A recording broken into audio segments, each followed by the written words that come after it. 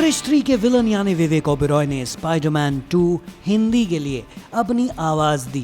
जी हाँ, स्पाइडरमैन 2 में विवेक की आवाज विलन के तौर पर सुनाई देगी और उसी के लॉन्च पर विवेक स्पाइडरमैन के साथ नजर आए। Take a look.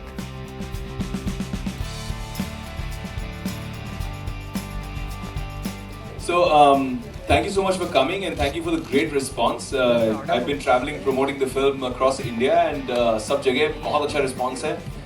बच्चे और जितने बड़े हैं, बड़ों के अंदर के बच्चे सब इस फिल्म के लिए काफ़ी अच्छा रिस्पॉन्ड कर रहे हैं and special effects as you can see is incredible. मेरे लिए बहुत अनोखा एक्सपीरियंस रहा। Jamie Foxx who is world class actor, Oscar award winner, it was a big honour for me जब सोनी पिक्चर्स ने मुझे कहा कि आपको जेमी फॉक्स की आवाज़ हिंदी में करनी है एंड मुझे लगा कि आई फेल्ट वेरी गुड कि इन्होंने जितने मेरे काम को एज काल अप्रिशिएट किया एंड जितने मेरे फैंस हैं, बच्चे जो एक्साइटेड थे काल देखकर, आई थिंक उनके लिए this is a natural extension. They will enjoy this Spiderman and they will enjoy hopefully my voice as Max and as Electro in Jamie Foxx's character. तो बहुत मज़ा आया करके। बहुत टफ था क्योंकि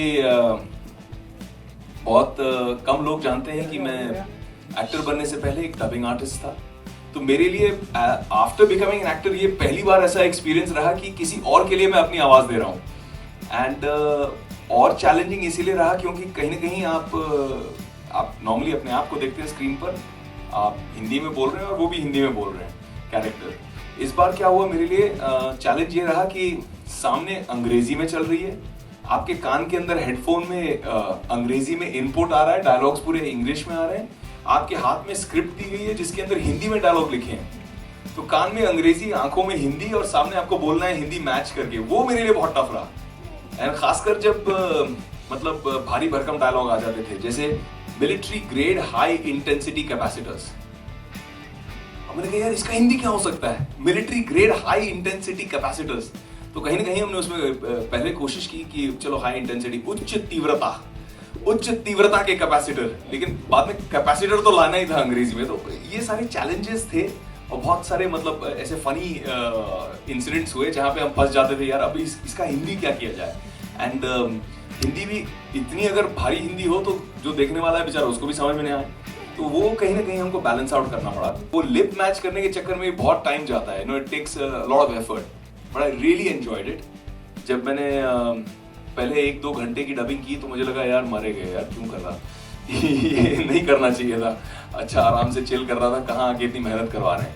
बट इट बिकेम ईजियर और बहुत मजा आया करते करते। फिर हमने 2 दिन में डबिंग कंप्लीट कर दी।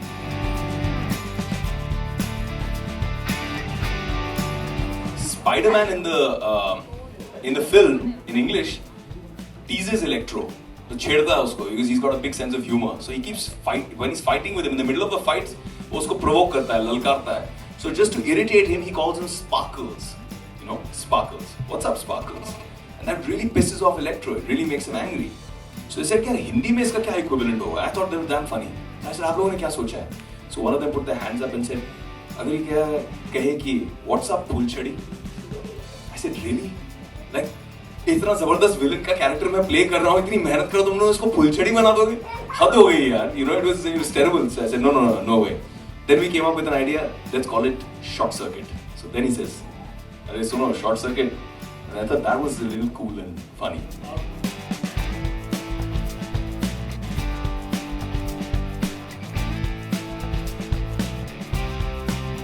मैं इस शहर को एक ऐसी दुनिया दिखाऊंगा जहां ना बिजली है, ना दया है और ना ही स्पाइडरमैन है तो सिर्फ इलेक्ट्रो।